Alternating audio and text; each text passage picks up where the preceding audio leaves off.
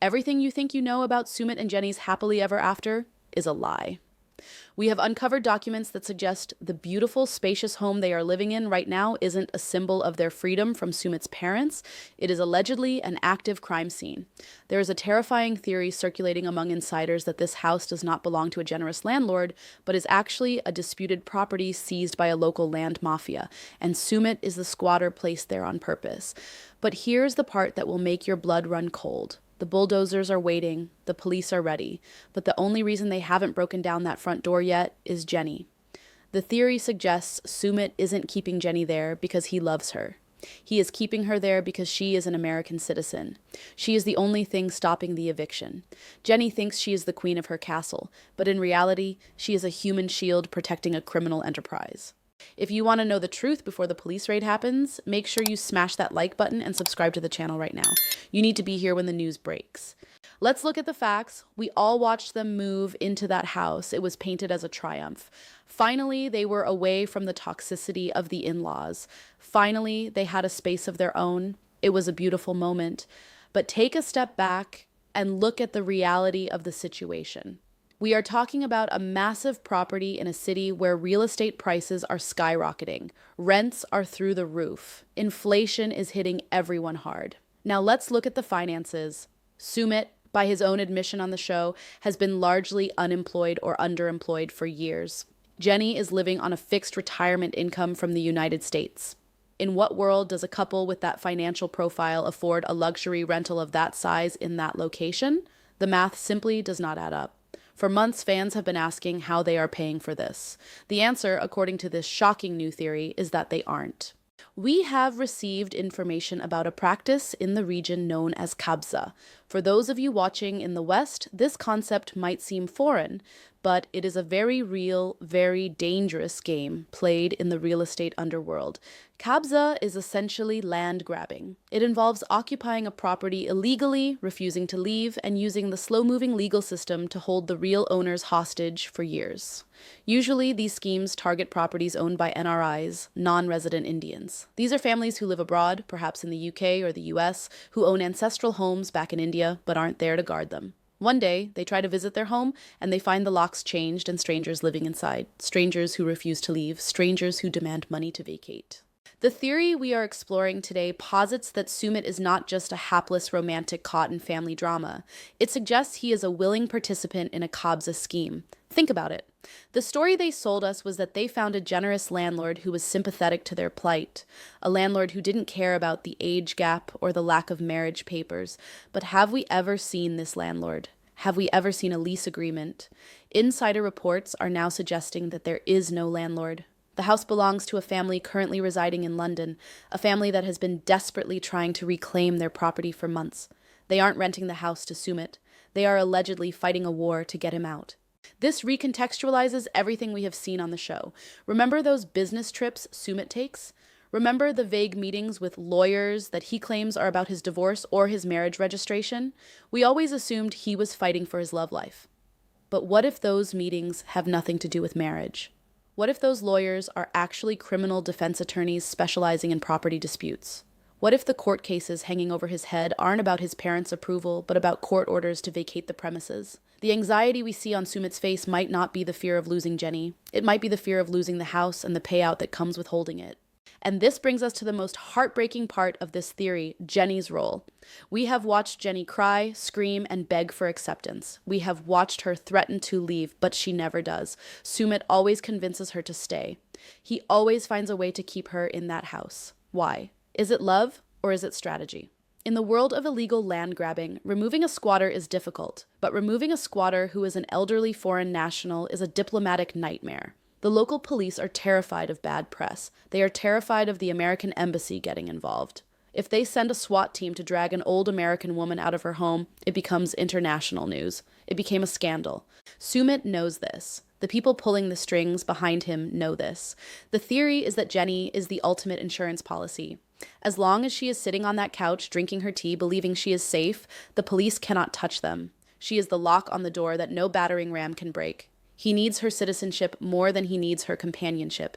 He needs her presence to delay the court hearings. Every time he says, "Jenny, please stay, we will figure it out," He is actually buying himself another month of free rent and leverage against the real owners. Imagine the betrayal. Jenny wakes up every morning thinking she is building a home with the man she loves. She decorates the walls, she sweeps the floors, she invites friends over. She believes she is the lady of the house. But if this theory holds water, she is trespassing every single second she is inside those walls. She is unwittingly aiding and abetting a crime. She is a pawn in a high-stakes financial negotiation between a mafia ring and a desperate family in London. Let's go deeper into the foundational lie. The entire premise of their new life was built on the idea of a fresh start. But if you look closely at the footage, there are cracks in the facade. There are moments where Sumit seems overly protective of the front gate. There are moments where he rushes to answer the door before Jenny can get there. Is he hiding the mail? Is he intercepting legal notices? We have heard whispers of an eviction notice that surfaced recently, a document taped to the gate that disappeared just as quickly. The text of this document allegedly didn't mention unpaid rent. It mentioned illegal possession. It mentioned criminal trespassing. If Jenny saw that document, the game would be over. She would realize she isn't a tenant, she's an invader. The psychological manipulation required to pull this off is staggering. Sumit has to keep Jenny isolated enough that she doesn't speak to the neighbors, who likely know the truth. He has to keep her focused on the drama with his parents, so she doesn't look at the drama with the house. It's a magician's trick. Look at my left hand, the angry mother, the disapproving father, so you don't notice what my right hand is doing, stealing $1 million property. The parents might even be in on it, or they might be distractions used to keep the narrative focused on family honor rather than criminal activity. Let's talk about the rightful owner. Sources claiming to be close to the situation have described a man in London who is at his wit's end. He has allegedly sent emails to the U.S. Embassy in India, begging them to intervene. He has tried to explain that an American citizen is occupying his ancestral home illegally. But because Sumit plays the game so well, presenting it as a civil dispute rather than a criminal one, the authorities are hesitant to act. This owner claims to have spoken to Sumit on the phone. He claims that when he threatened to bring the police, Sumit laughed. He claims Sumit said words to the effect of, "Touch us and the American media will destroy you. My wife is American. You cannot touch her." That is the smoking gun. If that conversation is real, it proves intent. It proves that Sumit is weaponizing Jenny's nationality. He isn't protecting her from the world. He is using her to hold the world hostage. He is using the very thing that makes Jenny vulnerable, her foreign status, her lack of local knowledge, her dependency on him, as a shield. He is standing behind her, literally and metaphorically, daring the real owners to make a move. We have to ask ourselves, why would Sumit take this risk? The answer is always money. In these Kabza schemes, the goal is often not to keep the house forever, but to force the owner to pay a settlement to get their own house back. They want the owner to pay them to leave. It's extortion. And with a house this size, in this market, that settlement could be worth tens of thousands of dollars. Enough to set Sumit up for a long time. But to get that payout, he needs to hold the line. He needs to stay in the house. And to stay in the house, he needs Jenny. This puts every single scene we watch in a new light. When Jenny complains about being bored, about wanting to go back to America, look at the panic in Sumit's eyes. It's not the panic of a lover losing his partner. It's the panic of a business partner losing his leverage. If Jenny gets on a plane, the shield is gone. The police came the next day. The scheme collapses. He has to keep her happy enough to stay, but isolated enough not to know the truth. It is a tightrope walk of manipulation. And what happens when the rope snaps? What happens when the high court order is finally executed? We are hearing rumors that the legal battle is reaching its climax. The owners have allegedly secured a specific order that allows for police assistance to clear the property. This isn't a standard eviction where a sheriff knocks on the door. This is a clearance operation. We are talking about a potential SWAT team arrival. Imagine the scene. Jenny is in the kitchen making breakfast. Suddenly, the gates are breached. Armed officers swarm the property. She doesn't speak the language. She doesn't understand the shouting. She thinks they are there for Sumit, or maybe she thinks it's a mistake. But then they handcuff her. In that moment, Jenny goes from being a reality TV star to a criminal defendant. She could face charges for trespassing. She could face deportation. She could be blacklisted from ever entering India again. And where will Sumit be? Will he stand by her side? Or will he claim that he was duped too? Will he throw her under the bus to save himself? If history is any indicator, Sumit looks out for Sumit. The tragedy is that Jenny has burned so many bridges to be there. She has sold everything. She has committed her entire life to this man and this house. If this house is a lie, her life there is a lie. We need to consider the business trips again. We are told he goes to work or to see friends or to handle legal matters. Insiders suggest these trips are actually strategy sessions with the land mafia associates. They are planning the next delay tactic. They are filing false affidavits. They are creating fake rental agreements to muddy the waters in court. Jenny is sitting at home, alone, guarding the fort, while Sumit is out there plotting how to exploit her presence even further. It is the ultimate betrayal. She thinks she is the prize, but she is actually the hostage. The narrative of the evil in-laws also serves this plot perfectly. By painting his parents as the villains who want to separate them, Sumit creates an us versus the world mentality. This ensures that if anyone tries to warn Jenny, even the police or the real owners, she will view them as enemies trying to destroy their love. She has been conditioned to believe that everyone is against them. So if a process server throws an eviction notice at her, she rips it up, thinking it's just another attack from the parents or society. She has been inoculated against the truth. This is a domestic thriller playing out in real time. We are watching a slow-motion car crash. The dream home is a trap. The walls are closing in. And the most terrifying part is that Jenny seems to be the only person who doesn't know it. The audience is starting to see the clues. The internet sleuths are connecting the dots. The timeline of the move, the lack of income, the mysterious nature of the property ownership, it all points to one conclusion: the human shield plot. We must also look at the physical evidence of the house itself. Have you noticed that they rarely make permanent changes? The furniture seems sparse in some rooms. There are areas of the house we never see. Is it because those areas contain evidence of the previous owners? Are there locked rooms that Sumit claims are maintenance or storage that actually contain the belongings of the family they displaced? There are rumors of a confrontation at the front gate that was cut from the show. A man screams, "Get out of my house!" while Sumit shoves him back. We were told this was a neighbor angry about filming, but was it? Or was it the son of the owner trying to break through the blockade? If that footage exists, it is the smoking gun that TLC is hiding. It changes the genre of the show from a romance to a crime documentary. Sumit shouting, "My wife is American, you cannot touch her," is not a defense of his wife, it is the deployment of a weapon. It is the verbal equivalent of holding a hostage in front of you during a shootout.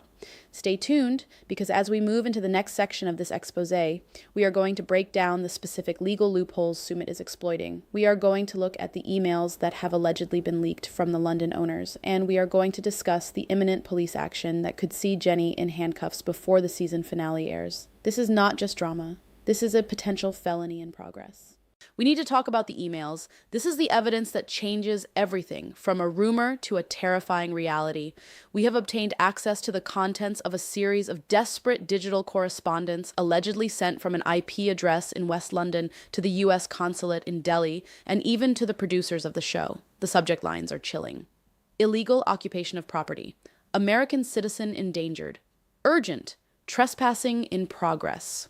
These are not the emails of a disgruntled landlord who didn't get his rent check on time. These are the pleas of a man who has lost everything to a sophisticated scam. One email, dated just 3 months ago, specifically names Sumit Singh. It reads, "This man has taken possession of my family's ancestral home under false pretenses. He is using his partner, Ms. Slatten, as a diplomatic barrier to prevent local law enforcement from executing the eviction order. Every time the police approach the gate, he parades her out front. The officers retreat because they have been instructed to avoid international incidents. Please, tell her she is living in a stolen house. Tell her she is not safe." Let that sink in. He parades her out front.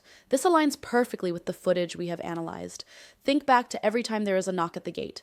Sumit doesn't go alone. He brings Jenny. We always thought he was bringing her along because they are a team, because they do everything together. But under this new lens, that action is sinister. He is bringing his shield. He is making sure the first thing the authorities see is a blonde, elderly American woman. It is a visual cue that says, "Back off," or this ends up on CNN. The email goes on to detail the financial devastation this family is facing. They claim the house was meant for their own elderly parents, who are now forced to live in a rented apartment while Sumit and Jenny enjoy the luxury of a sprawling garden and multiple bedrooms. The rightful owners are suffering so that Sumit can play house. But how is this legally possible? You might be asking, surely the police can just go in? This brings us to the dark underbelly of the Rent Control Act and tenant protection laws in the region, which Sumit is allegedly exploiting with surgical precision. In many parts of India, once a tenant is inside a property, getting them out is nearly impossible if they know how to manipulate the system. The theory is that Sumit never signed a standard lease. Instead, insiders suggest he forged a fake tenancy agreement, backdating it to make it look like he has been there for years, or claiming he paid a massive cash deposit that was never recorded. By creating this paperwork fog, he turns a clear case of trespassing into a murky civil dispute. Civil disputes in India can take decades to resolve. 10 years, 20 years. Sumit knows this. He is counting on the court system being so clogged that the owners will eventually give up and pay him to leave. This is where the business friends come in. We have seen Sumit hanging out with various friends on the show. We are told they are just his buddies, guys he plays cricket with, or complains about his parents too. But look closer. One of these friends is constantly seen wearing a white shirt and black trousers, the uniform of Indian advocates. We have heard reports that this man is not just a buddy. He is the legal architect of the Kabza scheme. He is the one coaching Sumit on what to say. He is the one telling Sumit, don't let Jenny leave the premises when the court server is coming. He is the one drafting the affidavits that claim Jenny is sick or that she is a vulnerable senior citizen who cannot be moved. They are weaponizing her age and her health just as much as her citizenship. There is a particularly disturbing detail regarding the maintenance of the house. Viewers have noted that for a dream home, things seem to be breaking constantly, or looking slightly dilapidated in the background. The paint is peeling in the corners. The garden is overgrown. Why? If this was truly their dream rental, wouldn't they maintain it? The theory is that this neglect is intentional. It is a tactic known as scorched earth. By refusing to maintain the property, the squatter devalues the house. It breaks the spirit of the owner. It sends a message. I will ruin this place before I give it back. Jenny, of course, is told that the landlord is just slow or bad. She is told, this is how it is in India, Jenny, don't worry. She believes the lie because she trusts Sumit. She doesn't realize that the reason the tap isn't fixed is because the real owner is barred from entering the property to fix it. Let's scrutinize the finances again because the numbers are the smoking gun that no one can explain away. We know Jenny's social security isn't enough to cover a luxury villa, Sumit's expenses, legal fees, and their lifestyle, especially with the exchange rate fluctuations. But here's the twist. What if they aren't paying rent at all? If this is a hostile squatting situation, Sumit has stopped paying a dime. That saves them thousands of dollars a year. That money is then funneled into the legal defense fund to keep the stall tactics going. Essentially, the house is funding its own captivity. Jenny thinks her contribution is going towards household expenses, but if the rent is zero, where is her money going? Is Sumit siphoning her retirement funds into a private account to prepare for the day the scheme implodes? We have seen him be secretive about money before. We have seen him lie about his employment. It is not a stretch to imagine he is lying about where the monthly budget is actually going. Now, let's go back to the gate incident. We mentioned a confrontation earlier, but new details have surfaced that make it even more harrowing. Witnesses in the neighborhood, people who are too afraid to go on camera but have spoken on forums, claim that about 6 months ago, a car pulled up to the gate. An elderly Indian couple got out.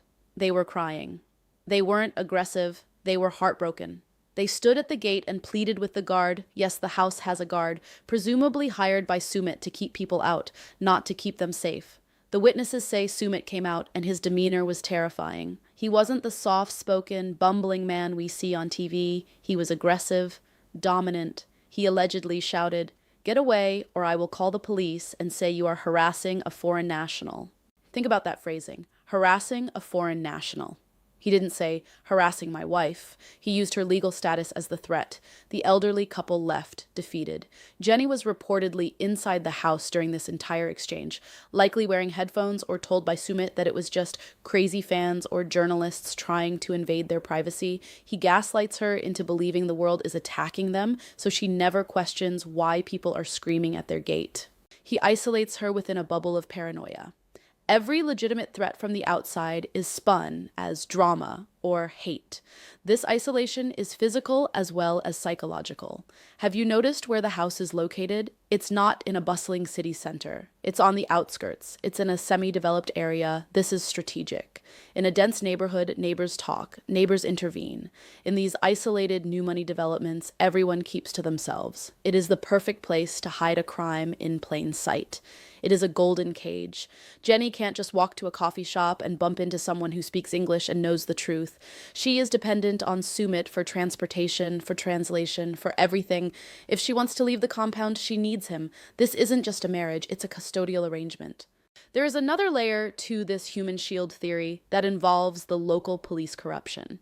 In these types of land grabs, the mafia often pays off the lower level constables to look the other way, but they can't pay off the high court. And that is what is coming.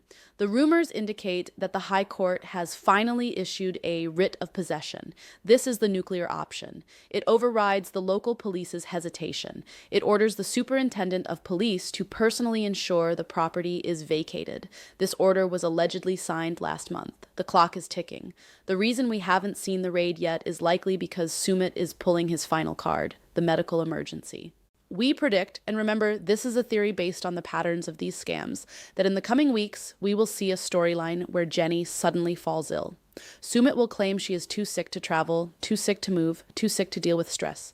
He will file emergency motions in court claiming that evicting her now would be a violation of her human rights. He will use her body, her health, as the final barricade. It is grotesque. He is gambling with her well-being to squeeze a few more months of free rent out of the property.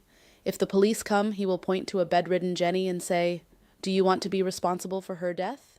We also need to talk about the role of the show's production team. Do they know? It is highly probable that the crew has suspicions. They are on the ground, they hear the rumors. They see the documents taped to the gate before Sumit rips them down. But they are there to film a reality show, not to solve crimes. However, their presence complicates things. The cameras act as a secondary shield. The land mafia knows that evicting someone while a camera crew is filming is bad for business. It draws too much attention. So, ironically, TLC's presence is aiding the crime. As long as the cameras are rolling, Sumit is safe. He is using the production schedule as a timeline for his squatting operation. "We can stay until the season wraps," he tells his partners. "After that, we take the payout and move." But what if the payout doesn't come? What if the owners are stubborn? What if they decide they don't care about the bad press and send in the goons? In India, when the law fails, people sometimes turn to extra legal means. There are recovery agents, men hired to physically remove squatters. This is the danger Jenny is in right now. She is sleeping in a house that is the target of a turf war. She thinks the biggest danger is a cobra in the garden or a monkey in the kitchen. She has no idea that there are men discussing how to breach the perimeter of her home. She is completely soft, completely vulnerable, sitting in the eye of a hurricane that Sumit created. Let's dissect the payout aspect because this is the motive. Why go through all this trouble? The property value is likely in the range of 5 to 7 crores. That's nearly $1 million. In a typical Kabza settlement, the squatter might demand 20 to 30% of the property value to leave quietly. We are talking about $200,000 to $300,000 USD. That is life-changing money for Sumit. That is never work again money. That is open a real restaurant money. He sees Jenny not just as a wife, but as the key to a vault. Her presence is the lever he pulls to extract that cash. Without her, he is just a local thug who gets thrown out in a week. With her, he is an international protected person. He is monetizing her citizenship. It is the ultimate romance scam, but instead of stealing her money directly, he is using her existence to steal someone else's house. The betrayal runs so deep, it is nauseating. Jenny moved across the world, left her family, sold her belongings, all for peace. And Sumit has placed her on the front lines of a war zone. When she cries about just wanting to be happy, Sumit comforts her, but in his head, he must be calculating the days left. He must be checking his phone for messages from his lawyer. He is living a double life. To Jenny, he is the devoted husband fighting for their love. To the underworld, he is a savvy operator holding a prime asset hostage. The cognitive dissonance required to maintain this charade is psychopathic. And consider the visa issues that always seem to pop up. Sumit is always working on her visa. The theory suggests he intentionally keeps her visa status slightly precarious. Why? Because if she has a permanent secure status, she becomes more independent. If she is constantly worried about being deported, she relies on him to navigate the bureaucracy. It keeps her fearful and compliant. But also, if the police raid happens, he can spin it. He can tell her, "Oh no, Jenny, the police are here because of your visa. We have to fight them." He can reframe the eviction raid as an immigration raid. This would make Jenny terrified of the authorities, ensuring she doesn't cooperate with them. She will lock the door and hide, thinking she is protecting herself from deportation, when actually she is protecting Sumit from eviction. It is a masterclass in manipulation. We have also dug into the public records regarding the utility bills. In many Kabza cases, the squatters transfer the electricity meter into their own name to prove possession. We have found records for a property in that district under a name that matches Sumit's family name, with a connection date that aligns perfectly with their move-in. This is a classic squatter move. You get the electric bill in your name, you use that bill to get an ID card, you use that ID card to claim residence. It is a paper trail of lies. And who is paying that electric bill? Likely Jenny. She is unknowingly funding the creation of the very evidence used to steal the house. Every time she pays a bill, she is cementing the trap. The tension is building, the owners are done waiting, the high court order is signed, the police are preparing, and Jenny is sitting on the patio sipping chai, completely oblivious. The season finale isn't going to be a wedding or a party, it is shaping up to be a crime scene. When the sirens start wailing, will Sumit grab Jenny's hand, or will he grab the file of forged documents? Will he shield her body with his, or will he push her forward to meet the officers? The human shield theory says he will push her forward. He has been doing it metaphorically for years. When the time comes, he will do it physically. We are watching a tragedy. We are watching a woman who thinks she is in a love story, but she is actually the main prop in a heist movie. And the worst part is, she won't know until the handcuffs click. This brings us to the most disturbing question of all. What is the end game? If the theory holds true and Sumit is merely using Jenny to squat in $1 million property until he gets a settlement, what happens once he gets the money? Let's play this scenario out. The owners in London finally break. They are tired of the emails, tired of the legal fees, tired of the stress. They agree to cut a check. They transfer 25 lakhs, maybe 50 lakhs into an account controlled by Sumit's associates. The moment that money hits the bank, Jenny's utility expires. She is no longer the shield, she is now loose cargo. We believe that Sumit has an exit strategy already planned, and it doesn't involve a happy retirement in the US with Jenny. The moment he secures the payout, the narrative will shift instantly. Suddenly, the pressure from the parents will become too much. Suddenly, the astrologer will say the relationship is doomed. He will manufacture a breakup. He will cry crocodile tears, pack Jenny's bags, and put her on a plane back to Palm Springs. She will leave thinking she lost the love of her life to cultural differences. She will never know that she was simply an employee in a criminal enterprise who has been laid off because the job is finished. She will be heartbroken, and he will be rich. And let's re-examine the parents. For years, we have vilified Sumit's mother. We have called her toxic, controlling, and cruel. But look at her behavior through the lens of this theory. What if her hysteria isn't about caste or age? What if it is about fear? These parents know their son. They know he is unemployed. They know he has no income. Yet they see him living in a palace. They aren't stupid. They know he is mixed up with the land mafia. When the mother screams, "I will commit suicide if she stays," maybe she isn't being dramatic. Maybe she is terrified that the police are going to raid the house and drag the entire family into a conspiracy charge. In India, if your son is involved in organized crime or land grabbing, the police often harass the parents to get to the son. The mother's desperate attempts to get Jenny out of the house might be her way of trying to dismantle the shield. She knows that as long as Jenny is there, Sumit will keep committing the crime. She knows that if Jenny leaves, the game ends, Sumit is forced to leave the house, and he stops playing gangster. The parents aren't the villains of a romance story. They are the terrified bystanders of a crime thriller. They are trying to save their son from prison, but the audience is too distracted by the evil mother-in-law trope to see the reality. We have to talk about the silence of the neighbors. In a close-knit Indian community, a foreigner living with a younger local man is the talk of the town. Usually, neighbors would be interviewed, they would be on camera, but in this season, the neighbors are ghosts. We never see them. We never hear them. Why? Because in a Kabza situation, the neighbors are threatened. They are told, "Mind your own business or you are next." The silence around that house is not privacy. It is fear. Sumit has likely created a zone of intimidation around the property. He walks through that neighborhood not as a goofball, but as the guy who took the NRI's house and got away with it. The neighbors know better than to talk to a camera crew. And what about Jenny's daughter? She has visited. She has stayed in the house. Did she sense it? There were moments where she looked uncomfortable, where she questioned Sumit's lack of a job, but Sumit is a master manipulator. He likely told her the same lies he tells Jenny. The landlord is a family friend, or we got a special deal. But if she knew the truth, that her mother is sleeping in a stolen house, protected only by the hesitation of a corrupt police force, she would have dragged Jenny to the airport herself. The fact that she hasn't suggested the deception is absolute. Sumit is gaslighting 2 generations of American women simultaneously. This brings us to the golden hour. In criminal investigations, the golden hour is the window of time you have to act before the evidence is lost or the suspect escapes. For Jenny, the golden hour is right now. The reports of the high court order are getting stronger. The insider chatter is reaching a fever pitch. We are hearing that the real owners have hired a private security firm, essentially mercenaries, to bypass the police and retake the house by force. If this happens, it won't be a polite knock. It will be violent. These teams specialize in shock and awe. They cut the power. They storm the gates. They throw belongings onto the street.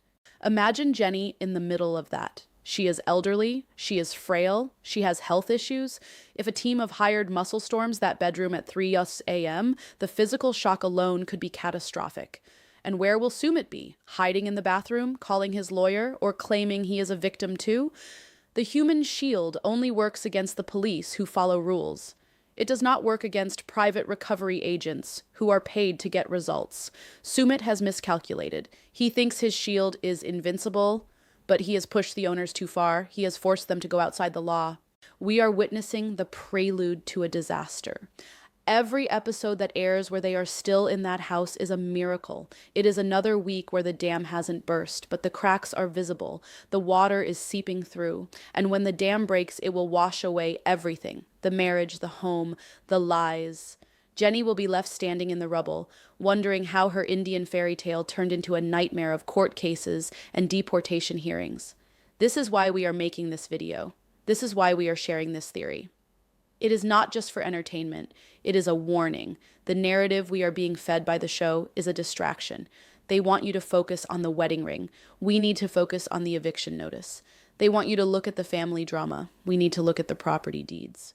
There is a moral rot at the center of this storyline. We are watching a man exploit a woman's love to commit grand larceny.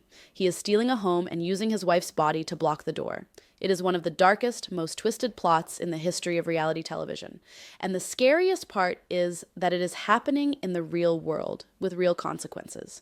So here's the verdict. Based on the business trips, the lack of income, the desperate emails from London, the terrified neighbors, and the undeniable logic of the Kabza scheme, we believe the human shield theory is not just a theory. It is the only explanation that fits all the facts. Jenny is not a tenant. She is not a guest. She is a hostage who doesn't know she's captured. She is the lock on a stolen safe. Now, I need you to do something. The mainstream media isn't picking this up yet. The show certainly won't admit it. It is up to us, the community, to make some noise. I want you to go to the comments section right now. If you believe Jenny needs to get out of that house tonight, I want you to comment, "Get out, Jenny." Let's flood the algorithm. Let's make this impossible to ignore. Maybe, just maybe, someone close to her will see this video. Maybe someone will send it to her daughter. Maybe it will reach Jenny herself. And if you want to stay ahead of this story, if you want to be the first to know when the raid happens, and it will happen, you need to subscribe to this channel and turn on notifications. We are monitoring the local Hindi news outlets. We are tracking the court filings. The moment the police vehicles roll up to that gate, we will be alive. Do not miss it.